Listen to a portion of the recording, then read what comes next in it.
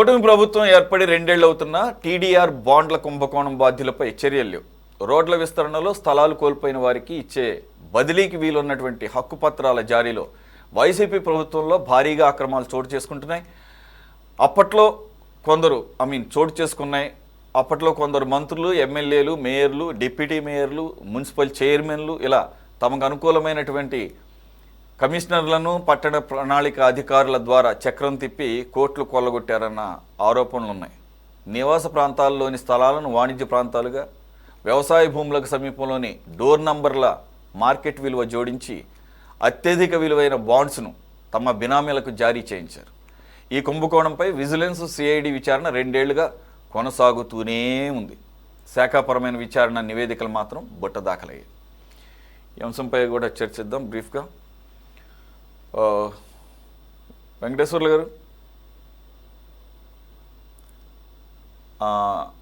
అలాగే మనతో జాయిన్ అయ్యారు టీడీపీ అధికార ప్రతినిధి శ్రీనివాస్ చౌదరి గారు. నమస్తే అండి. మరి కాసేపట్లో వైసీపీ అధికార ప్రతినిధి కూడా జాయిన్ అవుతారు. శ్రీనివాస్ చౌదరి గారు, మీరు జాయిన్ అయ్యారు కాబట్టి మీతోనే స్టార్ట్ చేస్తాను. ఏంటి ఈ సాగదీత కార్యక్రమాలు ఎన్నాళ్ళు? ఇప్పుడు టీడీఆర్ బాండ్స్ విషయం పక్కన పెడితే, ఒక పక్కన అటు కల్తీ నెయ్యి వ్యవహారం సాగుతూనే ఉంది. సింగిల్ మ్యాన్ కమిషన్ అయిపోయింది, సుప్రీంకోర్టు సిట్ వేసిన ఛార్జ్ షీట్ ఫైల్ అయిపోయింది. తర్వాత మీరు సింగిల్ మ్యాన్ కమిషన్ వేశారు, అది అయిపోయింది దినేష్ కుమార్ నేతృత్వంలో. అది వచ్చిన తర్వాత ఇప్పుడు మళ్ళీ 3 మ్యాన్ కమిటీ అంటున్నారు. అది అట్లా సాగుతూనే ఉంది. లిక్కర్ కుంభకోణం వ్యవహారం ఎంతవరకు వచ్చిందో అర్థం కావడం లేదు. భారీ స్థాయిలో అరెస్టులు జరిగినాయి. ఎన్నో విలువైనటువంటి సమాచారం ఎంతో సేకరించారు దేశవ్యాప్తంగా. అది ఒక పక్కన సరే, కోర్టుల్లో ఉన్నదానికి మేమేం చేస్తాం అనొచ్చు. మరి మీ పరిధిలో ఉన్న వాటి సంగతి ఏంటి? టీడీఆర్ బాండ్లు అనేది ఇంకా కూడా విజిలెన్స్ అధికారులు ఏమంటే 2 సంవత్సరాలు పడుతుందండి. నాకు అర్థం కాదు విజిలెన్స్ ఎంక్వైరీ చేయాలంటే. బాండ్స్ ఎంతకు రిలీజ్ చేశారో తెలుసు, ఎవరు కొనుగోలు చేశారో తెలుసు, వాళ్ళు ఎవరనేది తెలిసినప్పుడు ఎన్ని సంవత్సరాలు సాగదీస్తారు? లేకపోతే ఏమన్నా లోపాయికారి ఒప్పందం ఏమన్నా ఉందా? ఆ విమర్శలు కూడా వినపడుతున్నాయి. What you say? Suresh garu, మీకు సిటీ కేబుల్ ఇచ్చకులకి ప్యానల్లో ఉన్న పెద్దలందరికీ నమస్కారాలు. రోజు టీడీఆర్ బాండ్ల కుంభకోణం పైన నిజంగానే బాధపడుతున్నాను. ఎందుకంటే మా ప్రభుత్వం వచ్చి 2 ఏళ్ళు అవుతున్నా కేసులో ఉన్న వ్యక్తుల్ని అరెస్ట్ చేయలేదు, వాళ్ళ మీద చర్య తీసుకోలేదు అని దీనిపైన సిట్లు, సిబిసిఐడిలు, ఎస్బి విజిలెన్స్ రిపోర్ట్లు తీసుకుంటారు, కానీ కేసులు సాగదీస్తపడుతున్నాయి. దాంతో దోషులుగా ఉన్న వీరు హాయిగా రెక్కలేసుకుని తిరుగుతున్నారు. మాకు బాధ కలిగేది ఏంటంటే, ప్రభుత్వ సొమ్ముని 1,000 కోట్ల రూపాయలు, తిరుపతిలో 2,000 కోట్ల రూపాయలు, తణుకులో, విశాఖలో 6,000 కోట్ల రూపాయలు, తణుకులో 600 కోట్ల రూపాయలు, ఇలా వేల కోట్లు వేస్తా ఉంటే మార్కెట్లో వీళ్ళు జాలీగా తిరుగుతా ఉంటే నిందితుల్ని ఏమాత్రం చర్య తీసుకోకుండా పట్టించుకోకుండా ఉంటే చాలా బాధ కలుగుతుందని మా ప్రభుత్వం నిజంగానే తగిన చర్యలు తీసుకోవాలని మేము రిక్వెస్ట్ చేస్తున్నాం. మేము కూడా ప్రభుత్వ పరంగా డిమాండ్ కూడా ఏంటంటే, మా నాయకులకి మున్సిపల్ శాఖ మంత్రి నారాయణ గారు అనేక చర్యలు తీసుకోవడానికి ప్రయత్నం చేశారు. వీళ్ళు కోర్టుకు వెళ్ళారు అనవసరంగా, కోర్టుకు వెళ్ళి సాగదీస్తారు అనవసరంగా. ఏమైనా సెక్షన్లో ఉన్న రోజులు తీసుకొని దాన్ని లాయర్లు పెట్టుకొని దాని మీద చర్యలు ఇప్పించుకుంటా సమయాన్ని వృధా చేస్తున్నారు. ప్రభుత్వ పరంగా తక్షణ చర్య తీసుకోవాలి, ప్రజల సొమ్ముని రికవర్ చేయాలి, దోషులు ఉన్న శిక్షించాలి. ఇంకా డిడిఆర్ బాండ్లు ఎవరైతే ఉన్నారో టౌన్ ప్లేయింగ్ ఆఫీసర్ కానీ, మేయర్లు కానీ, కమిషనర్లు కానీ, అలాగే అసిస్టెంట్ ప్లానింగ్ ఆఫీసర్ కానీ, వీళ్ళంతా దోషులు అయిపోయి ఇప్పటి సస్పెండ్ చేసిన వాళ్ళ కొంతమందికి ప్రమోషన్ ఇచ్చారు. వాళ్ళు సిఆర్డీలో ఉన్నారు, ఇంకొంతమంది అనేక చోట్ల సెక్యూరిటీగా ఉన్నారు. ఇవన్నీ చూస్తుంటే ప్లాన్ ప్రకారం, పథకం ప్రకారం దోపిడీ చేయడానికి మేయర్లు, కమిషనర్లు, టౌన్ ప్లానింగ్ ఆఫీసర్లు, ప్రజాప్రతినిధులు ఆ గవర్నమెంట్ లో చేసిన కుట్రని మేము చేయించలేకపోతే తప్పవుతుందని ప్రజలకు సమాధానం చెప్పాల్సి ఉంటుంది. నేను కూడా చెప్తున్నాను, ఖచ్చితంగా మేము చెప్పాలి. ఎందుకంటే ప్రజల సొమ్ము కదా, అది రికవర్ చేయాలి కదా, మా బాధ్యత కదా.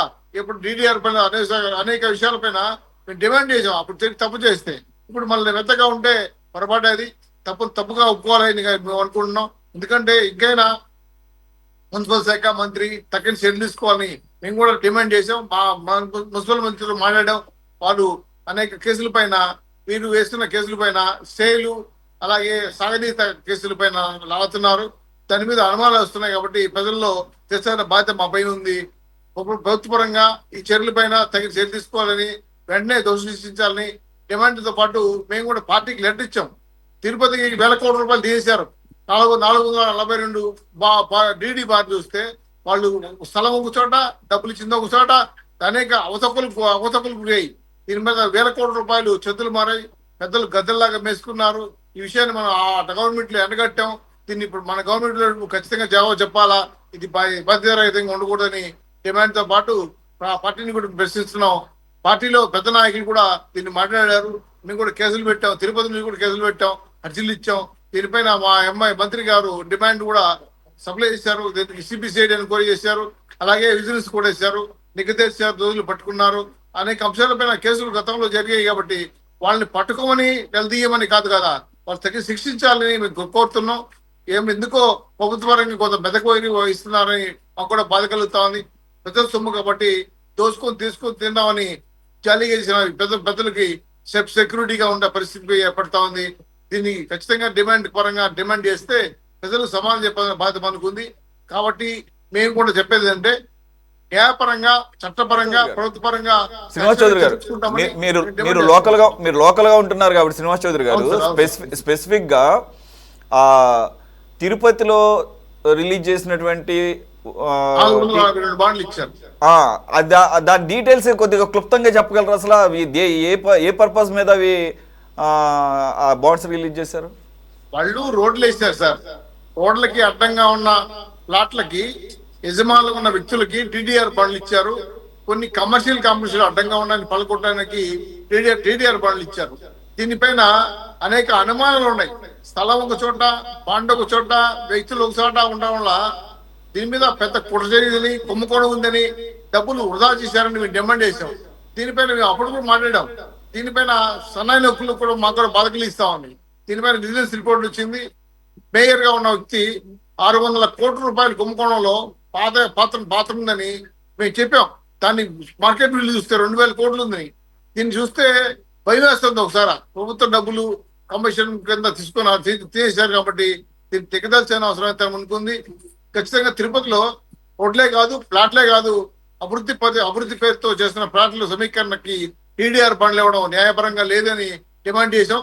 దీన్ని మున్సిపల్ శాఖ ఖచ్చితంగా ఈ అవినీతిలో పాత్రలని శిక్షించమని చెప్పి డిమాండ్ చేశాం.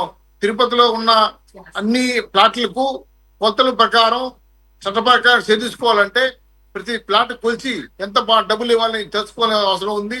దీన్ని అక్రమంగా జరిగింది, అన్యాయంగా జరిగింది మేము అడిగాం. దీనిపైన మెమోరాండం ఇచ్చాం కమిషన్ ఏంటంటే మెడికల్ లీవ్ లో అయింది.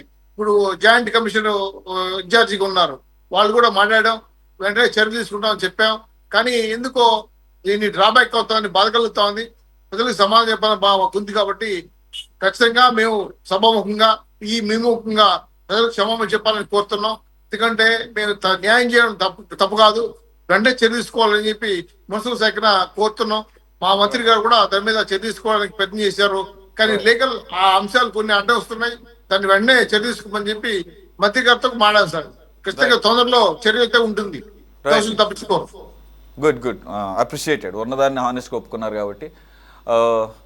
మనతో జాయిన్ అయ్యారు వైసీపీ అధికార ప్రతినిధి మోయినుద్దీన్ గారు. Sir thanks for joining. మళ్ళీ మీ దగ్గరకు వస్తాను. మీరు ఇప్పుడే వచ్చారు కాబట్టి మీరు కాస్త వెయిట్ చేయాలి. వెంకటేశ్వర్లు గారు, ఇది మామూలుగా ప్రభుత్వం చాలా మంది యాక్చువల్గా టీడీఆర్ అంటే పెద్ద దాన్ని ఏమంటారు ఏంటో అర్థం కానీ ఒక ఏలియన్ వర్డ్ లాగా అనిపిస్తుంది వీక్షకుల కోసం, లేదా తెలియని వాళ్ళ కోసం. తెలిస్తే ఓకే. ట్రాన్స్ఫరబుల్ డెవలప్మెంట్ రైట్స్, మరి వీటిని సార్ జనరల్గా ఏ పర్పస్ మీద ఏ సందర్భాల్లో అని సింప్లిఫైగా చెప్పండి, తక్కువ సమయం తీసుకుని. అలాగే ఇక్కడ ఏం జరిగి ఉంటుందో మీరు చెప్పండి. ట్రాన్స్ఫర్ ఫర్ డెవలప్మెంట్ రైట్స్ అంటే ప్రభుత్వము అభివృద్ధికి సంబంధించినటువంటి రోడ్లు, ప్రభుత్వ సంస్థలు లేదా రాజధాని లాంటి ఎస్టాబ్లిష్మెంట్ ప్రభుత్వము ఇలాంటి చేపట్టినప్పుడు వాళ్ళకి డబ్బులు ఇవ్వడానికి బదులుగా బాండ్స్ ఇస్తారు. ఆ బాండ్స్ ఎట్లుంటుందంటే డబ్బులు ₹1,00,00,000 ఉందనుకో, బాండ్ కూడా దాదాపు ₹1,00,00,000 ఇవ్వాలి. ఇది డబ్బులకు బదులుగా బాండ్స్ ఇస్తారు కాబట్టి ఆ బాండ్స్ ఎప్పుడు ఇది తీసుకొని బ్యాంకులో కానీ ప్రభుత్వం వెంటనే ఆ బాండ్స్ ఒక రకంగా చెప్పాలంటే చాలా విలువైన చెక్కు లాంటిది అనుకోవచ్చు, ఒక మాటలో చెప్పాలంటే పోయి ఆ బ్యాంకులో డబ్బులు తీసుకోవచ్చు. ఇది తిరుపతిలోను, విశాఖపట్నంలోను, తణుకులోను, నగరాలన్నింటిలో ఎస్టాబ్లిష్మెంట్ పేరు మీద వైసీపీ ప్రభుత్వం 2019-24 మధ్య ఈ బాండ్స్ ఇష్యూ చేసింది. ఉదాహరణకి తిరుపతిలో రోడ్లు విస్తరణ పేరు మీద దాదాపు 442 టీడీఆర్ బాండ్లు, అంటే దాదాపు 700 కోట్లు విలువ చేసే బాండ్స్ ఇచ్చింది. విశాఖపట్నంలో దాదాపు 50 కోట్లకు పైగా విలువ చేసేదానికి 600 కోట్లుగా టీడీ బాండ్స్ ఇష్యూ చేసింది. అదేవిధంగా చిన్న నగరమైనటువంటి తణుకులో కేవలం 63 కోట్ల విలువ చేసే బాండ్లకి 755 కోట్లు విలువ చేసే బాండ్లు వచ్చింది. అంటే ఒక రకంగా చెప్పాలంటే ప్రభుత్వం అంటే అన్నిటికంటే గ్యారెంటీ. ఇప్పుడు ప్రభుత్వం మనం డబ్బులు 4 రూపాయలు, 5 రూపాయలకు, 6 రూపాయలు వడ్డీకి బయటకి ఇస్తామన్నా బ్యాంకులో 50 పైసలు వడ్డీ ఇచ్చినా బ్యాంకులోనే ప్రజలు దాచుకుంటారు, ఎందుకంటే అది గ్యారెంటీ. కాబట్టి ప్రభుత్వం గ్యారెంటీ కాబట్టి ఆ బాండ్ విలువ అంతే ఉండొచ్చు, నిజమేమనేది ప్రజలు బాండ్స్ నమ్ముతారు. కానీ వైసీపీ చాలా చీటింగ్ చేసింది. ఏం చీటింగ్? ఒక షాపుకు ఉదాహరణకి 50 లక్షలు ఉందనుకోండి, దానికి 5 కోట్లు కూడా బాండ్ ఇచ్చింది, అంటే డబ్బులు రాబట్టుకోవడానికి అట్లా చేసింది. అట్లా విలువకు మించి, అవసరాలకు మించి చీట్ చేసి ఈ నగరాల్లో దాదాపు 1200-1300 కోట్లు చేసే బాండ్స్ ఇప్పుడు ప్రస్తుతానికి మనకు కనిపిస్తున్నటువంటి 4-5 నగరాల్లో ఈ బాండ్స్ ఇచ్చింది. ఆ బాండ్స్ విలువ లేదు, ఎవరికి ఇప్పుడు బయటపడుతున్నాయి. దీనివల్ల ప్రజలు అక్కడ ఇచ్చినటువంటి వాళ్ళు, ఆస్తి కోల్పోయినటువంటి వాళ్ళు, విలువైన షాపింగ్ మాల్ కోల్పోయినటువంటి వాళ్ళు, రోడ్లు విస్తరణ పేరు మీద ఇల్లు కోల్పోయినటువంటి వాళ్ళు, పెద్ద సంఖ్యలో ప్రజలు ఇప్పుడు నష్టపోయారు. సరే, ఆ ప్రభుత్వం పోయింది. ఈ ప్రభుత్వం ఈ అమరావతి రాజధానిలో కూడా మనం చూసాం ఇదే పద్ధతుల్లో. ఎందుకు? ఇప్పుడు అమరావతిలో భూములు, ఇళ్ళకి ఇచ్చిన ప్రభుత్వం ఏం చేసింది? బాండ్స్ అని చెప్పకపోయినా అభివృద్ధి చేసిన దాంట్లో 20%, 25% ఇస్తామని చెప్పింది. అది గ్యారెంటీ, బాండ్స్ కాకపోయినా గ్యారెంటీ. ఇప్పుడు ఎట్లయితే రాజధానిలో ఎన్ని సంవత్సరాలైనా పేదలైనా ఈ రోజుకి రైతులకి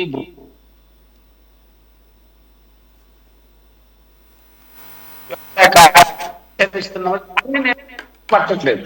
కానీ లాంగ్ టర్మ్ చూసినప్పుడు, ప్రభుత్వాలు మారినప్పుడు, రకరకాలు చేసినప్పుడు ప్రజలు తీవ్రమైన నష్టపోతారు. రెండు, ఒక ప్రజాస్వామ్యబద్ధంగా ప్రభుత్వం అంటే గ్యారెంటీ, అర్ధరాత్రి నిద్రలో లేపిన ప్రజలు ప్రభుత్వం మీద గ్యారెంటీ ఉన్నటువంటి ఏ ప్రభుత్వాలే ఇంత దుర్మార్గమైన మోసం చేసి తప్పుడు బాండ్లు సృష్టించి అవసరానికి మించి కోట్ల రూపాయలకు విలువ చేసే బాండ్స్ ఇచ్చి చేయడం అనేది చాలా దుర్మార్గం. మరి ఈ ప్రభుత్వానికి వచ్చి 2 సంవత్సరాలు అవుతుంది, ఇంకా చెప్తూనే ఉన్నారు కొత్త ప్రభుత్వం చేసింది చేసింది చేసింది అని. ఇంకా ఎన్ని రోజులు మనం చెప్పుకుంటూ పోతున్నాం? కాబట్టి ఈ నిజాయితీ ఎంత, దీని విలువ ఎంత, జరిగినటువంటి వివరాలు ఎంత మీ దగ్గర ఉన్నాయి. అంతేకాకుండా ప్రముఖమైనటువంటి నాయకులే దీనికి మినిస్టర్గా ఉన్నారు. అదేవిధంగా మున్సిపల్ ముఖ్యమైనటువంటి సిఆర్డీ లాంటి ఐఏఎస్ ఆఫీసర్ కూడా మార్చారు. అలాంటి వాళ్ళు మీకు రాష్ట్రంలో ఉన్నారు. కాబట్టి దీన్ని బయటికి తీసి నిర్దిష్టమైనటువంటి సమాచారం బయట పెట్టి దాని విలువ ఎంత, ఎన్ని కుటుంబాలు లాస్ అయ్యాయి, ఎంత భూసేకరణ దీని ద్వారా ఎస్టాబ్లిష్మెంట్ పేరు మీద ఎన్ని కుటుంబాలతో భూములు తీసుకున్నారు. భూములు అంటే మీన్స్ ఇళ్ల స్థలాలు కానీ, రోడ్డుకి విస్తరణ కానీ, రకరకాల పేరు మీద వాటి విలువ ఎంత, ఆ విలువకి మించినటువంటి ఈ ట్రాన్స్ఫర్ ఫర్ డెవలప్మెంట్ సంబంధించిన రైట్స్ కి పత్రాలు ఎంతమందికి ఇచ్చారో బయటికి పెడితే ఈ ప్రభుత్వం, గత ప్రభుత్వం ఏం చేసింది చెప్పొచ్చు. కానీ బయటికి పెట్టకుండా ఇచ్చింది, చేసింది ప్రతిదీ ఇప్పుడు దాకా చేసిందని చెప్తున్నారు అన్ని అంశాలు. కానీ నిర్దిష్టంగా పెట్టుకోవడం వల్ల గత ప్రభుత్వం ఇట్లా చేసింది, మీ మీద కూడా ప్రజలు విశ్వాసం కోల్పోకుండా చూసుకోవాల్సిన బాధ్యత మన మీద ఉంది. కాబట్టి వైసీపీ ప్రభుత్వం ఒకవేళ తప్పు చేసింటే, తప్పు చేసేదేం కనపడుతుంది, అవసరానికి మించి, శక్తికి మించి, డబ్బుకు మించి ఇచ్చినటువంటి మాత్రం వాస్తవం అట్లా బయట పెట్టాలి. ఆ బయట పెట్టినప్పుడు దీంట్లో మంత్రులు ఏమన్నా అధికారులే కీలక పాత్ర. ఒకళ్ళు జారీ చేసేది వీళ్ళే. ఎంత ఎమ్మెల్యే అయినా, మంత్రి అయినా ముఖ్యమంత్రి సంతకాలు ఉండవు, చైర్మన్లు, ప్రిన్సిపల్ సెక్రటరీలు వాళ్ళ సంతకాలు ఉంటాయి. కాబట్టి ఇది పెద్ద కుంభకోణం. ఇలాంటివి ఎన్ని ఉన్నావో తెలీదు. ఇప్పుడు మాత్రం బయటకు వచ్చినటువంటి అంశాలు చూస్తే మాత్రం రాజధానిలో కూడా ఉండొచ్చు. గత వైసీపీ ప్రభుత్వం దాదాపు 10,000 20,000 కోట్ల రూపాయలు తీసుకున్నట్ల ఆ రోజు వచ్చింది. అది ఎంత మాత్రం వరకు వాస్తవమో తెలీదు.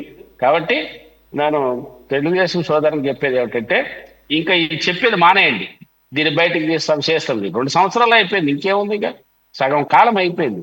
కాబట్టి నిర్దిష్ట బయటకు తీసి తప్పులు చేసిన వాళ్ళు శిక్షించండి. అటువంటి మోసం చేసిన అధికారులు కూడా మీరు చర్య తీసుకోవడానికి మాకేం ఎటువంటి అభ్యంతరం లేదు. కానీ సాకులు చెప్పేది మాత్రం మానేయండి అని మాత్రం తెలియజేయాలి. రైట్. సో అది సార్ మొయినుద్దీన్ గారు, వెంకటేశ్వర్లు గారు కూడా, సిపిఎం వెంకటేశ్వర్లు గారు కూడా చెప్పేది ఏంటంటే, అక్కడ జరిగిన మాట వాస్తవం, అవకతవకలు జరిగింది, అలాగే బినామీలకి అధికారులను అడ్డం పెట్టుకొని కట్టబెట్టిన మాట వాస్తవం. ఇంకా మాట్లాడితే ఆయన చెప్పింది విలువకి మించి రిలీజ్ చేశారనేది కూడా జరిగింది. మరి మీకు కొద్దిగా అనుకూలంగానే ఉంది వ్యవహారం ఏది చూసినా కానీ. మీరు రాకముందు మీ మిత్రులు, టీడీపీ మిత్రులు చెప్పింది ఏంటంటే, మాది తప్పు ఉంది, మేమందరం కూడా దీని మీద చాలా పోరాడాము, దీన్ని నిగ్గుదేల్చమన్నాము, అయినా కూడా మా ప్రభుత్వంలో ఎందుకో నిర్లిప్తత కనపడుతుంది అని చెప్పేసి. ఎందు గురించి ఈ రకమైనటువంటి, ఓకే మీరు చేసిన వాటిని బయట పెట్టడానికి ఎందుకని కూటమి ప్రభుత్వం తాత్సారం చేస్తుంది అంటే జరగలేదా, లేకపోతే మీ పట్ల ఏమైనా సానుభూతి ఉందా, లేకపోతే మా ప్రభుత్వంలో కూడా ఇవన్నీ జరుగుతుంటాయి కాబట్టి ఇవన్నీ కామన్లే అని చెప్పేసి, ఏ ప్రభుత్వం ఉన్న కామన్ అని చెప్పేసి ఏమన్నా ఒక మీకు లెవరేజ్ ఏమైనా ఇచ్చిందా? పెద్ద పెద్ద స్కామ్లు ఉన్నాయి కదా, ఈ చిన్నదే కదా, ఏమన్నా ఒక వెసులుబాటు డిస్కౌంట్ ఏమైనా ఇచ్చింది అనుకుంటున్నారా? సురేష్ గారు, మీకు 24 ప్రేక్షకులకు, ప్యానల్ పెద్దలందరికీ నా నమస్కారాలు సార్. ఈరోజు రోజుకు కొత్త విషయం తీసుకొచ్చేస్తారు సార్. ఈ రోజు అది జరిగింది, ఈ రోజు ఇది జరిగింది. ఎప్పుడైతే రాజకీయంగా టీడీపీ బలహీనపడుతుందో ఆ రోజు కొత్త డైవర్షన్ ఒక ఈనాడు ఒక కొత్త కథలను సృష్టిస్తుంది. ఎందుకంటే వాళ్ళు తప్పించుకోవాలి, ఏ విధంగా తప్పించుకోవాలి, మార్గదర్శి నుండి ఏ విధంగా బయటికి రావాలి, దీన్ని డైవర్ట్ చేయాలి, ప్రజల దగ్గర వెళ్ళకూడదు. నేను సుప్రీంకోర్టు తీర్పు ఇచ్చేసింది, మీరు కట్టాల్సింది డబ్బులు అంత క్లారిటీగా చెప్పేసిన తర్వాత వీళ్ళకి ఏమి అర్థం కాక ఏదో డైవర్షన్ పాలిటిక్స్ చేయాలి. అక్కడ తిరుపతిలో టీడీఆర్ ఇదే నష్టం చేశారు, ఇక్కడ తణుకులో జరిగింది, విశాఖలో జరిగింది అనేది. సార్, టీడీఆర్ అంటే ఏ ప్రభుత్వం అయినా వచ్చినప్పుడు ఏదైనా ఒక పార్కులు కట్టేదానికోసం, హాస్పిటల్ కట్టేదానికోసం, స్లమ్స్ ఏరియాలు అభివృద్ధి పనులు చేసేదానికోసం టీడీఆర్ దాన్ని ఉపయోగించి వాళ్ళు బాండ్లు ఇస్తారు. దాని ఏంది, ప్రభుత్వం 4 రెట్లు ఎక్కువగా, ₹1 అయితే దాన్ని ₹4 చెల్లించాలి. ఆ విధంగా టీడీఆర్ బాండ్లకు ఒక పరిమితి ఉండదు. వాళ్ళు సమయానుకూలంగా దాన్ని అమ్ముకోవచ్చు, పెట్టుకోవచ్చు, అన్ని చేసుకోవచ్చు. ఇది ప్రతి ప్రభుత్వం చేసే పనే. ఈ రోజు కొత్తగా వైఎస్ఆర్సీపీ చేసింది, మీరు 2 సంవత్సరాల నుంచి గుడ్డి గాడిదలో పడుతోతున్నారా? టీడీపీ నాయకులు అడుగుతున్నా నేను. కావాలని ఎప్పుడైతే ఏదైనా డైవర్షన్ పాలిటిక్స్ తీసుకురావాలి, జగన్మోహన్ రెడ్డి గారి మీద బురద చెల్లాలి ఒక దురుద్దేశం తప్ప ఇందులో వేరేది ఏం లేదు, ఎటువంటి సత్యము లేదు.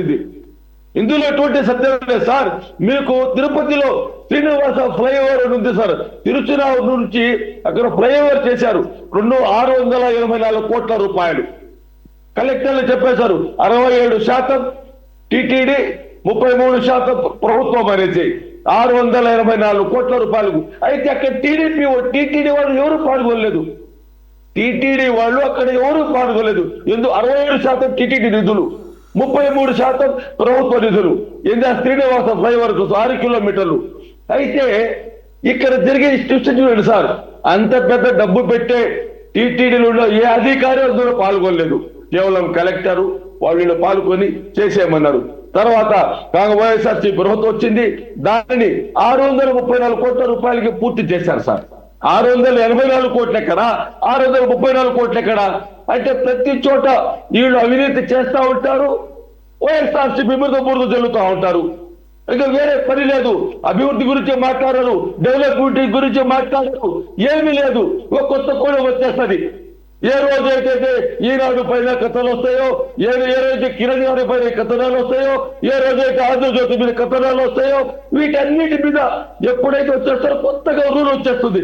ఉదయాన్నే ఒక స్కామ్ జరిగిపోయింది, అక్కడ ఒక స్కామ్ జరిగింది, ఇక్కడ ఒక స్కామ్ జరిగింది అని చెప్పడం తప్ప వీళ్ళ దగ్గర ఏ ఆధారాలు లేవు. ఉంటే ఆధారం ఉంటే బయట పెట్టండి, తీసుకోండి.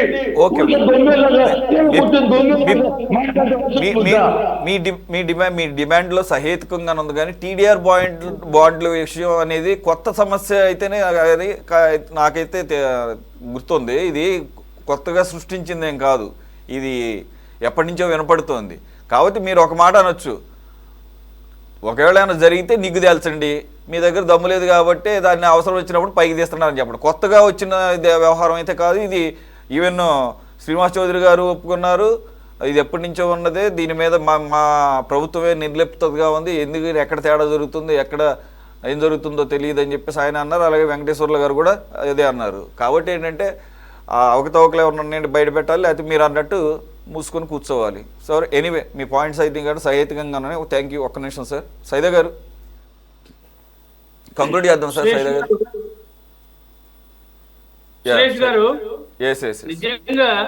దానికన్నా ముందు నేను ఒక రిక్వెస్ట్ మీ ముందు పెట్టదలుచుకున్నా.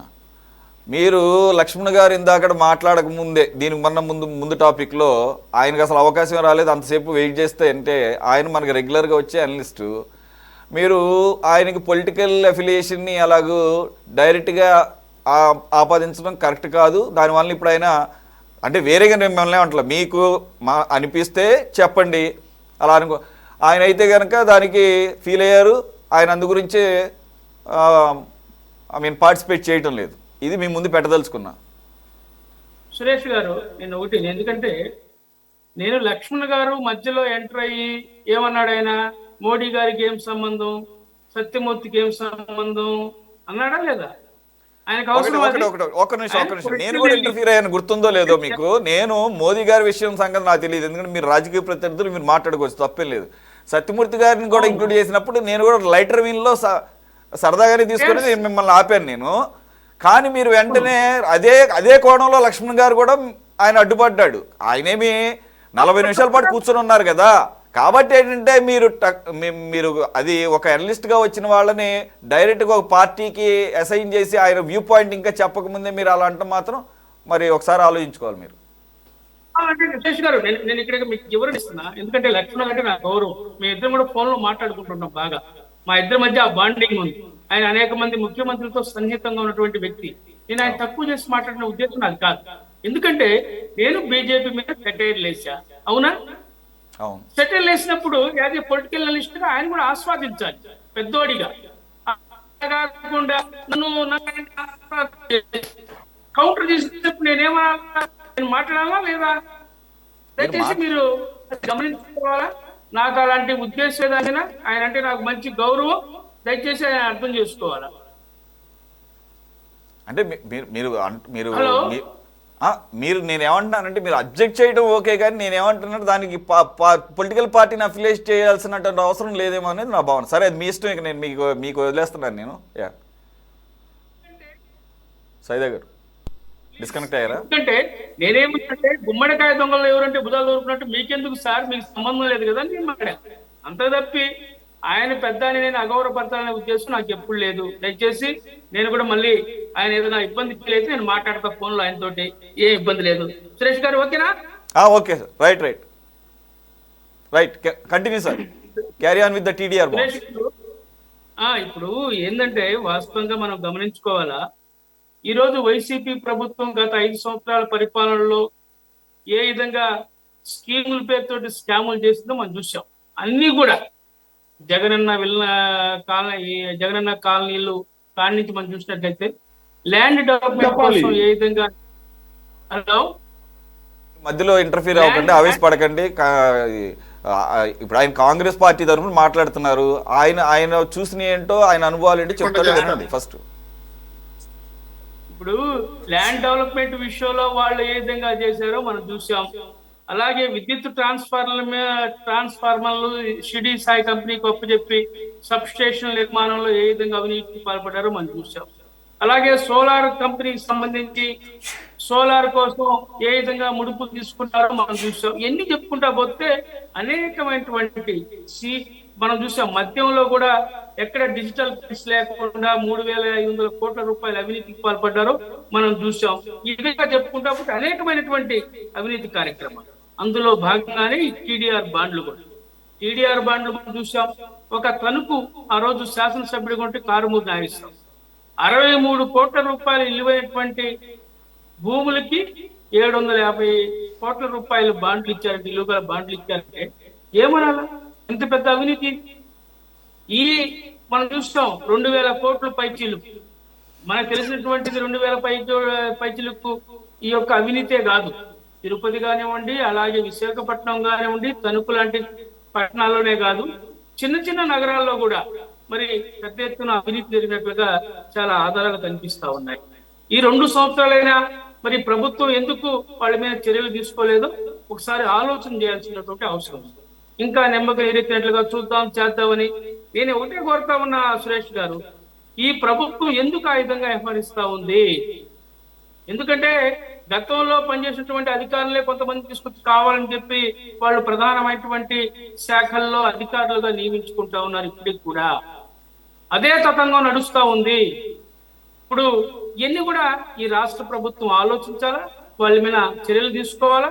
త్వరితగతిన వెంకటేశ్వర అన్న చెప్పినట్లుగా త్వరితగతిన మరి వాళ్ళ మీద విచారణ జరిపి శిక్షలు పడే విధంగా చేయాలా. ఎవరైతే అధికారులు ఉన్నారో, ఇందాక చెప్పాం, మున్సిపల్ కమిషనర్లు, మేయరు, ఎమ్మెల్యే, వీళ్ళతో పాటు ఆ శాఖ సంబంధించిన ఉన్నతాధికారులు, ప్రిన్సిపల్ సెక్రటరీస్, అలాగే మిగతా అధికారులు ఎవరున్నారో వాళ్ళందరినీ కూడా బాధ్యులు చేయాలా. 1000 కోట్ల రూపాయల ప్రభుత్వ సొమ్ముని అప్పనంగా ఈ దొంగలకు దోచిపెట్టినటువంటి అధికారుల మీద కూడా చర్యలు తీసుకోవాలని చెప్పి మేము కాంగ్రెస్ పార్టీ తరఫున డిమాండ్ చేస్తా ఉన్నాం.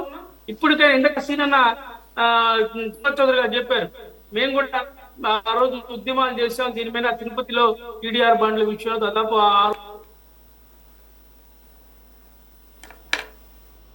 రైట్. ఓకే సైదా గారు, మొయినుద్దీన్ గారు ఒక 30 seconds మాత్రమే ప్లీజ్ కంక్లూడ్ చేద్దాం. వీళ్ళు ఎన్ని మాటలు మాట్లాడుతున్నారు. జగన్మోహన్ రెడ్డి గారు ఇచ్చిన శాశ్వత ఉద్యోగాలు 2,31,000 గురించి ఎప్పుడు మాట్లాడారు. అవుట్ సోర్స్ ఉద్యోగాలు దాదాపు 43,44,000 ఉద్యోగాలు ఇచ్చారు. కాదు కదా సార్, మీరే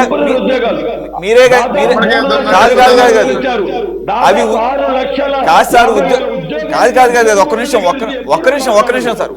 నిమిషం మీరు నిజంగా కనుక ఉద్యోగాలు ఇచ్చింటే ఖచ్చితంగా క్వశ్చన్ చేద్దాం. వాళ్ళు ఉద్యోగస్తులు కారని మీరేగా చెప్పారు. 5,000 రూపాయలకి గౌరవ వేతనం అది కూడా రోల్స్ లో కూడా లేరుగా, పే రోల్స్ లో లేరు. నేను వాలంటీర్ గురించి మాట్లాడటం లేదు సార్. కాంట్రాక్ట్ ఉద్యోగాలు, అవుట్ సోర్సింగ్ ఉద్యోగస్తులు, కాంట్రాక్ట్ శాశ్వత ఉద్యోగాలు 2,31,000, కాంట్రాక్ట్ ఉద్యోగస్తులు 44,000, అవుట్ సోర్సింగ్ ఉద్యోగస్తులు 3,73,000, దాదాపు 6,50,000 ఉద్యోగాలు ఇచ్చిన జగన్మోహన్ రెడ్డి గారి గురించి మాట్లాడరు. ఎప్పుడు విధ్వంసము, ఆ విధ్వంసం బయట పెట్టండి అయ్యా. ఇది బాగుంది సార్. చెప్పి ఇంత నీకంగా మాట్లాడుతూ అవసరం ఉంది సార్. కరెక్ట్ సార్, ఒక్క నిమిషం. ఒకే సెకండ్ సార్. ఈ రోజు వైఎస్ రాజశేఖర్ రెడ్డి అంటే గుర్తుకొచ్చేది 108, 104 ఫీజు రీయింబర్స్మెంట్. జగన్మోహన్ రెడ్డి గారు అంటే 17 మెడికల్ కాలేజు, 10 ఫిషింగ్ హార్బర్లు, 4 పోర్టులు, నాడు నేడు దాదాపు 15,000 ఆర్బీకేలు. ఎన్ని గుర్తుకొస్తాయి? రామారావు గారి పేరు చెప్పేస్తే 2 రూపాయల కిలో బియ్యము మండల వ్యవస్థ వస్తుంది. చంద్రబాబు నాయుడు పేరు చెప్తే ఒక్క పథకం చెప్పండి సార్. ఆయన తీసుకొచ్చే ఒక పథకం చెప్పండి. కేవలం ఎన్నుపోటు హత్య రాజకీయాలు తప్ప అతను చేసింది రాష్ట్రానికి ఏంటి చెప్పండి. నేను కట్టేసిన హైదరాబాద్ బిర్యానీ నేను తెచ్చాను, హైదరాబాద్ కట్టే నువ్వు ఎంజాయ్ కట్టే నువ్వు వచ్చింది ఆటోలో చూసారా? ఒక్క నిమిషం మీ పాయింట్ నాకు అర్థమైంది. మీరు ఎప్పుడు మాట్లాడుతుంటారు, ఇవే మాట్లాడుతుంటారు కాబట్టి మీరు అన్నదా కరెక్ట్. ఒక్క నిమిషం, మీరు చివరిలో వద్దు అంటూనే ఆయన్ని హైదరాబాద్కి ఎండోర్స్ చేశారు కాబట్టి ఎంత అవునన్నా కాదన్నా పథకాలు అవన్నీ కాసేపు పక్కన పెడితే చంద్రబాబు నాయుడు అనగానే ఒక్క నిమిషం ఆగండి సార్. ఆవేశకాలు ఏమొద్దు, మనం ఇదేంటి లైటర్ నోట్లను క్లోజ్ చేద్దాము. ఆయన అనగానే వెంటనే గుర్తొచ్చేది ఐటీను, పర్టికులర్గా హైటెక్ సిటీ, సైబరాబాదు అనేది మీరు కూడా కాదంటూనే ఒప్పుకున్నారు కాబట్టి అదొక ఎవరు బ్రాండింగ్.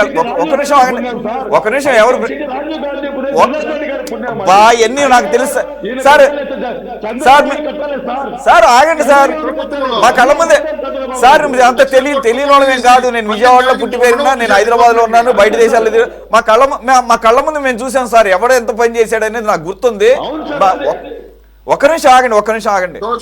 మీరు అది ఎత్తారు కాబట్టి నేను మాట్లాడాను. దానికన్నా ముందు మీరు ఏం మాట్లాడారంటే, మీకు జగన్మోహన్ రెడ్డి గారు అంటే ఇవన్నీ గుర్తురావా అని చెప్పేసి మీరు అన్నీ పట్టుకొచ్చారు కదా, కరెక్టే. కానీ చేశారు కదా అని చెప్పేసి నేను మిగతా అన్ని చోట అవినీతి చేసుకుంటాను, మీరు నన్ను ప్రశ్నించకూడదంటే కుదరదు సార్. మిమ్మల్ని అధికారంలో కూర్చోబెట్టింది రైట్